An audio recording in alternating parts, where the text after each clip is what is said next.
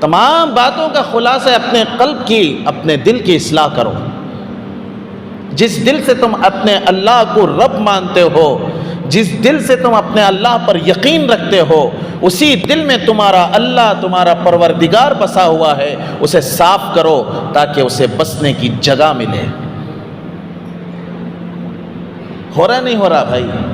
ہو رہا نہیں ہو رہا؟ اپنے دل کو صاف رکھو، کسی کے تانوں سے بچ جاؤ، سمجھو ہزاروں لاکھوں کروڑوں گناہ سے اللہ نے ہمیں بچا لیا۔ کسی کی دل آزاری سے تم بچ جاؤ، سمجھ جاؤ کہ لاکھوں کروڑوں گناہ سے اللہ نے ہمیں بچا لیا، اللہ نے ہمیں حفاظت کر لیا۔ ای سعادت بزور بازو نیست، تن بخشت خدائے بخشندہ۔ یہ جو سعادت تمہیں ایمان کی اللہ نے دی ہے، تمہارے بازوؤں کی زور سے نہیں دی ہے، اور یہ اللہ نے اپنے فضل سے تمہیں دی ہے۔ اس کا شکر ادا کرو، اس کا احساس اپنے اندر پیدا کرو۔ ہم نے مانگا نہیں تھا، اللہ نے دیا ہمیں۔ ہم نے مانگا تھا کیا؟ ایمان مانگا تھا اللہ سے۔ دیکھو چوراہوں پر، گلیوں پر کتنے لوگ پتھروں کے سامنے سجدہ کر رہے ہیں، کتنے لوگ درختوں کے سامنے جھک رہے ہیں، کہ ان کی یہ میعاد ہے، ان کی یہ نیت ہے کہ ان کا کام ہو جائے گا۔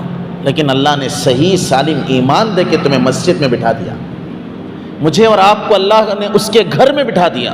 ہم نے مانگا نہیں تھا، پتہ نہیں کس کی دعائیں تھیں، پتہ نہیں کن بزرگوں کی محنتیں تھیں، اللہ نے لا کر ہمیں مسلمان بنا کے اپنے گھر میں بٹھا دیا۔ اس کا احساس ہمیں ہونا چاہیے اور یہ رکھنا چاہیے اس بات کو۔ 3 برائیاں ایسے عام ہیں، ظلم، دھوکہ اور جھوٹ، اور جس بندے کے پاس بھی یہ ہیں اسے کبھی زندگی میں عزت نہیں ملتی۔ جس بندے کے زندگی میں اس کی فطرت میں دھوکہ ہے، جس بندے کی فطرت میں جھوٹ ہے، جس بندے کے کام و کاج میں اس کی فطرت میں دھوکہ ہے، ظلم ہے، اسے کبھی عزت نہیں ملتی۔ اور 3 اچھائیاں ایسے عام ہیں، جس بندے کے اس دل میں، اس کی فطرت میں، اس کی زندگی میں ہے، ہمیشہ اسے عزت ملے گی۔ عدل یعنی انصاف، سچائی اور دیانتداری، اور اس کے فیصلے ڈائریکٹ آسمان سے اترتے ہیں، کسی کا ملاحظہ اس میں نہیں ہے، ڈائریکٹ اللہ کی طرف سے اس میں فیصلے ہوتے ہیں۔ جو جھوٹ بولتا ہے اسے کبھی عزت نہیں ملتی، جو ظلم کرتا ہے اسے کبھی عزت نہیں ملتی، جو دھوکہ دیتا ہے اسے کبھی عزت نہیں ملتی۔ جو عدل کرتا ہے، انصاف کرتا ہے، ہمیشہ وہ عزت کے ساتھ رہتا ہے۔ جو ہمیشہ سچ بولتا ہے وہ ہمیشہ عزت کے ساتھ رہتا ہے۔ جو دیانتداری، امانتداری کا پاس و لحاظ کرتا ہے، آسمان سے اسے اللہ عزت دیتا ہے۔ وہ تو عز من تشاء وہ تو ذل من تشاء بیدک الخیر۔ عزت، ذلت اللہ کے ہاتھ میں ہے، تمام خیر کے کام اللہ ہی کے ہاتھ میں ہے۔ اس لیے اگر دل ہمارا صحیح ہے، اس دل میں سچائی کا ارادہ ہے، اس دل میں انصاف کا ارادہ ہے، اس دل میں دیانتداری، امانتداری کا ارادہ ہے، تو سمجھو آپ کا دل صاف ہے، ستھرا ہے، سفید کپڑے کی طرح ہے، بغیر کروں کے، بغیر کسی نشانیوں کے آپ کا کپڑا جس طرح صاف ستھرا رہنا آپ کو پسند ہوتا ہے، اسی طریقے سے دل بھی آپ کا صاف رہتا ہے۔ اور اسی دل میں یاد رکھو اللہ بستا ہے، گندی جگہ پر اللہ نہیں بستا، اچھی جگہ پر اللہ بستا ہے، غلیظ جگہ پر اللہ نہیں بستا، پاک جگہ پر اللہ بستا ہے۔ اور فیصلے ڈائریکٹ آسمان سے، ڈائریکٹ خدا کی قدرت سے فیصلے۔ آپ کی صحت بھی برقرار، آپ کی مال و دولت بھی برقرار، آپ کی عزت بھی برقرار، سوسائٹی میں آپ کی شان بھی ویسے ہی رہے گی، بلند و بالا رہے گی، جیسا کہ آپ نے سوچا اس سے بھی کہیں زیادہ۔ اس لیے قلبی اصلاح کی ضرورت ہے، ظلم نہیں کرنا۔ ہم یہ سمجھتے ہیں کسی کو مارنا ہی ظلم ہے، کسی کے حق کو اس کا حق نہ دینا بھی ظلم ہے، کسی حق کو، کسی کے حق کو چھیننا بھی ظلم ہے۔ ایک بندہ ایک بات کا مستحق تھا، اس کے حق کو چھیننا ظلم ہے۔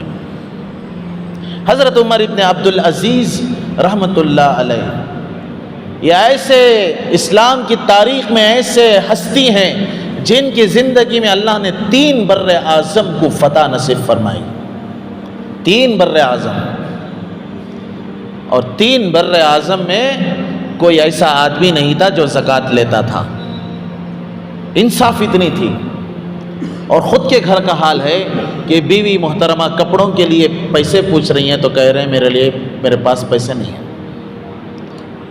بیوی کو، بیگم کو کپڑے دلوانے کے لیے پیسے نہیں ہیں، اور حکومت 3 بر اعظم پر، سمجھو 10-12 ہندوستان اتنی بڑی زمین پر حکومت ہے۔